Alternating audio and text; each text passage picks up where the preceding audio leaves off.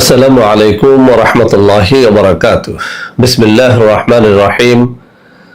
আলহামদুলিল্লাহি রাব্বিল আলামিন ওয়াল আকিবাতু লিল মুত্তাকিন। আসসালাতু ওয়াসসালামু আলা নাবিয়্যিহি মুহাম্মাদিন ওয়া আলিহি ওয়া আসহাবিহি আজমাইন। আম্মা বা'দ। সম্মানিত দিনদার ভাই বোনেরা, আজ আমি আপনাদের জন্য অত্যন্ত চমৎকার একটা ভিডিও নিয়ে হাজির হয়েছি।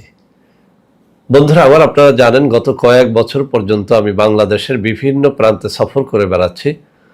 আলহামদুলিল্লাহ, যেখানেই যাচ্ছি অসংখ্য অগণিত ভাই ও বোন আমার সাথে দেখা সাক্ষাৎ করে তাদের নানা রকম সমস্যার কথা তুলে ধরছেন। আমিও আমার সাধ্যানুযায়ী তাদের সাহায্য করার চেষ্টা করে যাচ্ছি।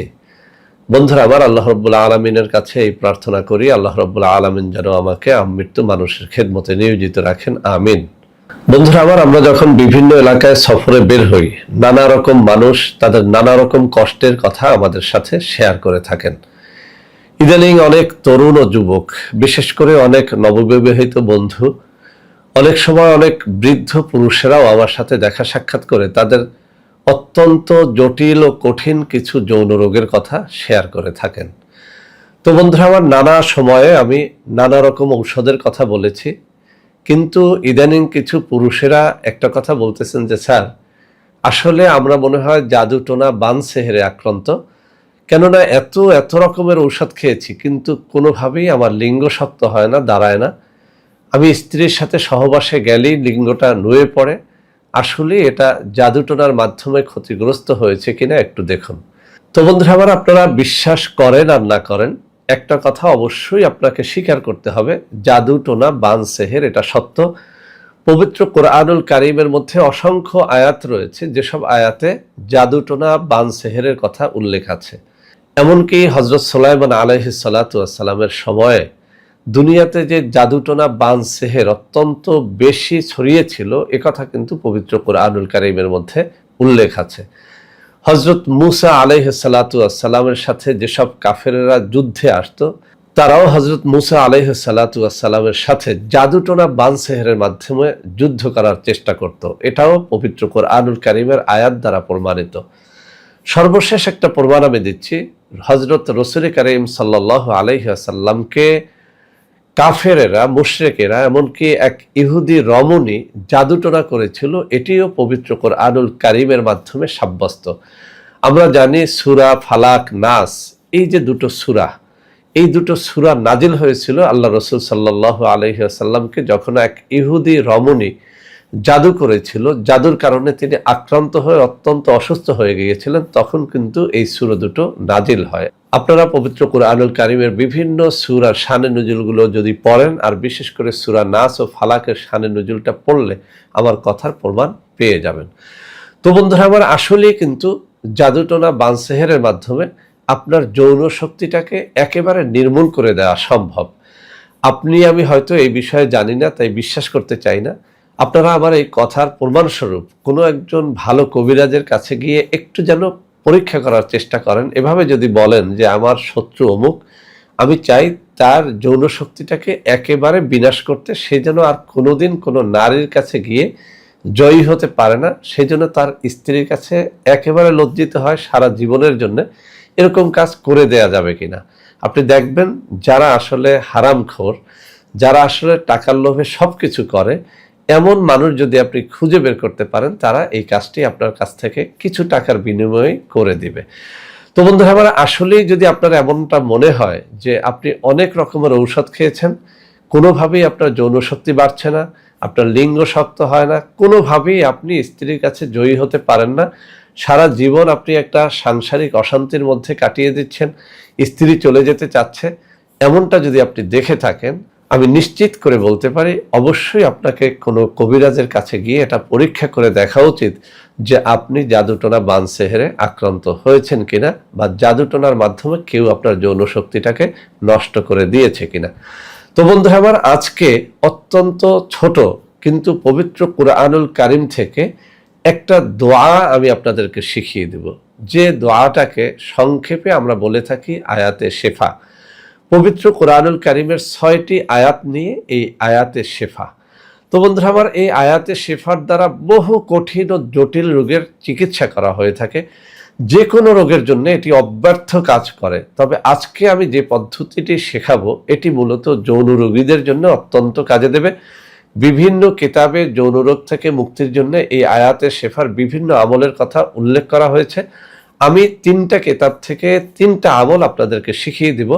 ইনশাআল্লাহ যাদের যৌন রোগ সেটা জটিল ও কঠিন হোক, যত পুরাতন হোক না কেন, জাদুটোনা বানসেহেরের মাধ্যমে হোক অথবা ন্যাচারালি হয়ে থাকুক না কেন, আপনি তরুণ হন, যুবক হন, বৃদ্ধ হন অথবা মধ্যবয়সী পুরুষ হন, আমার এই 3টা আমল পবিত্র কোরআনুল কারীমের এই আয়াতে শেফা যদি আপনি আজকে শিখে নেন, ইনশাআল্লাহ যে কারণেই আপনার যৌন রোগটা হয়ে থাকুক না কেন সেখান থেকে আপনি সুন্নাত তরিকায় মুক্তি লাভ করতে পারবেন ইনশাআল্লাহ।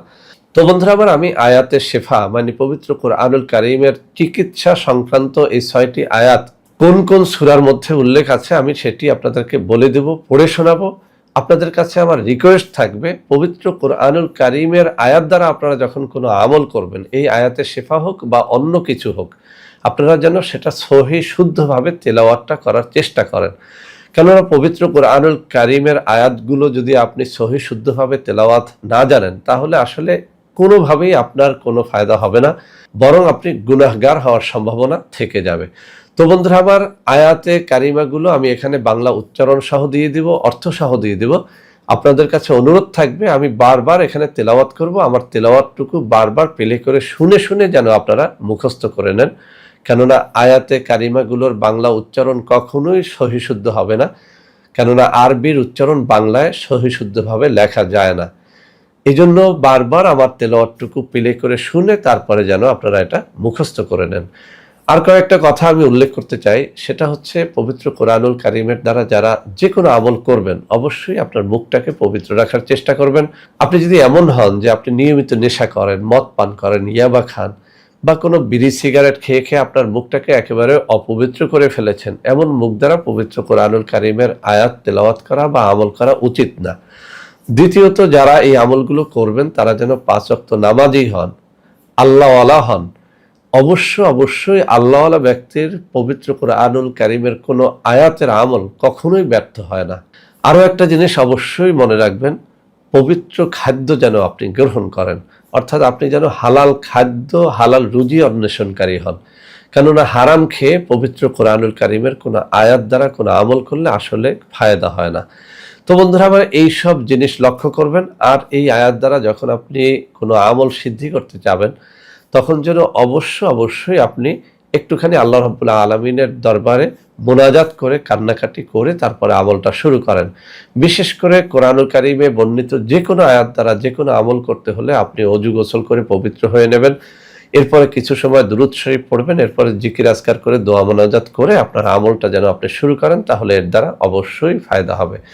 তো বন্ধুরা আমার, এই আয়াতে কারিমাগুলো অর্থাৎ পবিত্র কোরআনুল কারীমের 6টি আয়াতে শেফা আয়াত আমি এখন পড়ে শোনাবো। কি নিয়মে পাঠ করবেন তেলাওয়াতের পরে আমি সেগুলো সুন্দর করে বুঝিয়ে দেব। অবশ্যই নিয়মগুলো মেনে তারপরে যেন আপনারা আমলগুলো করেন, তাহলে এর দ্বারা আপনারা অবশ্যই ফায়দাবান হতে পারবেন। আমি 3টা আমল উল্লেখ করে দিব 3টা কিতাব থেকে। এই 3টা আমলের যে কোনো 3টা, 2টা অথবা যে কোনো একটা আমল করলেও ইনশাআল্লাহ আপনি ফায়দা পাবেন। তো বন্ধুরা আমার, এখন আমি আয়াতগুলো তেলাওয়াত করে শোনাচ্ছি। আয়াতগুলো পবিত্র কোরআনুল কারীমের কোন সূরার কত নম্বর আয়াতে উল্লেখ আছে আমি সেটাও বলে দিচ্ছি। প্রথম যে আয়াতটি সেটি এসেছে সূরা তাওবার 14 নম্বর আয়াতে। আমি তেলাওয়াত করে শোনাচ্ছি। বিসমিল্লাহির রহমানির রহিম। ওয়ায়াশফি সুদূরা কওমিম মুমিনিন। আমি আবারও তেলাওয়াত করে শোনাচ্ছি। ويشفي صدور قوم مؤمنين ويشفي صدور قوم مؤمنين।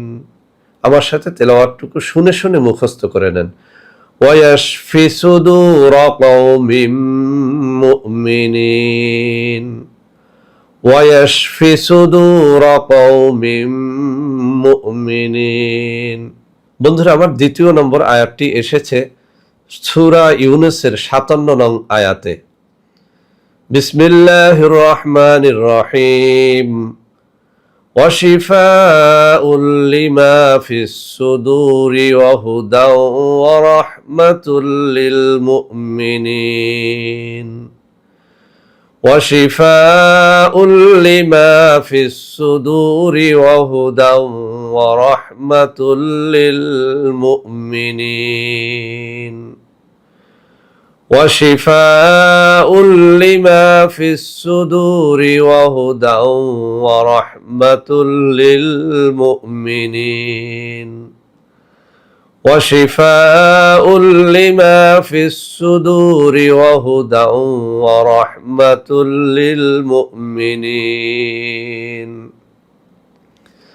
বন্ধুরা আমার 3 নম্বর আয়াতটি হচ্ছে সূরা নাহলের 69 নম্বর আয়াত। বিসমিল্লাহির রহমানির রহিম يخرج من بطونها شراب مختلف ألوانه فيه شفاء للناس يخرج من بطونها شراب مختلف ألوانه فيه شفاء للناس يخرج من بطونها شراب مختلف ألوانه فيه شفاء للناس। বন্ধুরা আমার 4 নম্বর আয়াতটি এসেছে সূরা বনি ইসরাইলের 82 নম্বর আয়াতে। বিসমিল্লাহির রহমানির রহিম وننزل من القرآن ما هو شفاء ورحمة للمؤمنين وننزل من القرآن ما هو شفاء ورحمة للمؤمنين وننزل من القرآن ما هو شفاء ورحمة للمؤمنين। বন্ধুরা আমার 5 নং আয়াতটি এসেছে সূরা আশ-শুরার 80 নং আয়াতে। বিসমিল্লাহির রহমানির রহিম وإذا مرضت فهو يشفين وإذا مرضت فهو يشفين وإذا مرضت فهو يشفين। বন্ধুরা আমার 6 নম্বর আয়াতটি এসেছে সূরা হামিমের 44 নম্বর আয়াতে। বিসমিল্লাহির রহমানির রহিম قل هو للذين آمنوا هدى وشفاء قل هو للذين آمنوا هدى وشفاء قل هو للذين آمنوا هدى وشفاء। বন্ধুরা আমার এখানে একটা বিষয় উল্লেখ করে দিতে চাই, কুল হুয়া লিল্লাযিনা আমানু হুদাও ওয়া শিফাউন শব্দটা যখন আপনারা থেমে যাবেন তখন এখানে উনের স্থানে অশিফা বলে থেমে গেলেই চলবে। আমি আবারও পড়ে শোনাচ্ছি, কুল হুয়া লিল্লাযিনা আমানু হুদাও ওয়া শিফা। তো বন্ধুরা আমার আমি যে পবিত্র কুরআনুল কারীমের এই আয়াতে শিফা 6টি আয়াত পড়ে শোনালাম, বিভিন্ন কিতাবে উল্লেখ আছে যে কোনো জটিল ও কঠিন রোগে আক্রান্ত ব্যক্তিকে এই আয়াতগুলো পড়ে আপনি যদি পানি পান করাতে পারেন কয়েকদিন পর্যন্ত, ইনশাআল্লাহ ওই জটিল রোগী যে কোনো জটিল রোগ থেকে আরোগ্য লাভ করতে পারবে ইনশাআল্লাহ। তো বন্ধুরা আমার আমি বলছিলাম এটা যৌন রোগের জন্য কোন পদ্ধতিতে খেতে হবে। একটি কিতাবের মধ্যে বলা হয়েছে এই আয়াতগুলো প্রতিটা আয়াত 3 বার কিংবা 7 বার পরে পরিষ্কার পানির মধ্যে ফু দিয়ে ওই পানি পান করতে থাকবেন একাধারে 7 দিন পর্যন্ত। ইনশাআল্লাহ আপনার যৌন রোগ সেটা যত জটিল কঠিন হোক না কেন সেখান থেকে আপনি মুক্তি লাভ করতে পারবেন।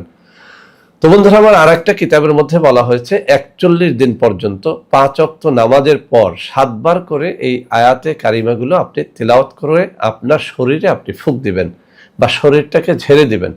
ইনশাআল্লাহ 41 দিনের মধ্যে আপনার যৌন রোগ সেটা যত জটিল বা কঠিন হোক না কেন আপনি আরোগ্য লাভ করতে পারবেন। বন্ধুরা আমার, আরেকটা কিতাবের মধ্যে এভাবে উল্লেখ করা হয়েছে, প্রতিদিন আপনি যখন যৌন মিলনের জন্য আগ্রহী হবেন ঠিক তখন অজু করে পবিত্র হয়ে এই আয়াতে কারিমাগুলো 7 বার পড়ে পরিষ্কার পানিতে ফুঁক দিয়ে ওই পানি পান করে আপনি যদি যৌন মিলনে রত হন, ইনশাআল্লাহ আপনার যৌন রোগ সেটি আর থাকবে না। তো বন্ধুরা আমার, আমি বিভিন্ন কিতাবে বিভিন্ন নিয়ম জেনে তার মধ্যে থেকে 3টা সহজ নিয়ম আপনাদের সামনে পেশ করলাম। ইনশাআল্লাহ এই আয়াতগুলো আমি যাদেরকে শিখিয়েছি, যাদেরকে বলেছি, যারা আমল করেছে সবাই বলেছেন আলহামদুলিল্লাহ, পবিত্র কুরআনুল কারীমের এই আয়াতগুলোর আমলের মাধ্যমে তাদের অত্যন্ত জটিল কঠিন রোগ থেকে, যৌন রোগ থেকে তারা মুক্তি পেয়েছেন। অনেকেই বলেছেন, স্যার হাজার হাজার টাকার ঔষধ খেয়েও যা ফল হয় নাই, পবিত্র কুরআনুল কারীমের এই আয়াতের শেফার মাধ্যমে চিকিৎসা করে আমরা সেই ফল পেয়েছি।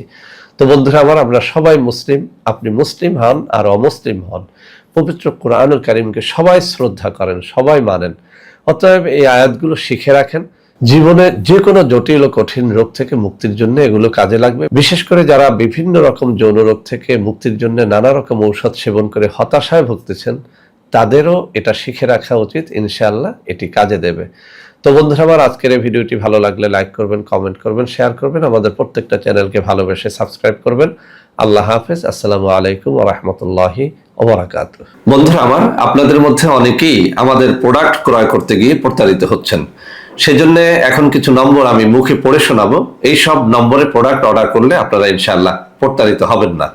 0133509601, 013350960002, 013350960003, 013350960004, 013350960005, 013350960006। এছাড়াও বন্ধুরা আমার, আমাদের একটা হটলাইন নম্বর রয়েছে, এই নম্বরটি 24 ঘন্টা আপনারা খোলা পাবেন, 09647450450। বন্ধুরা আমার, এছাড়াও সারা বাংলাদেশের সবকটা অফিসের নম্বর এখন আমি হাতে তুলে ধরে দেখিয়ে দিচ্ছি। এই সব নম্বরে আপনারা প্রোডাক্ট অর্ডার করলে প্রতারিত হবেন না ইনশাআল্লাহ।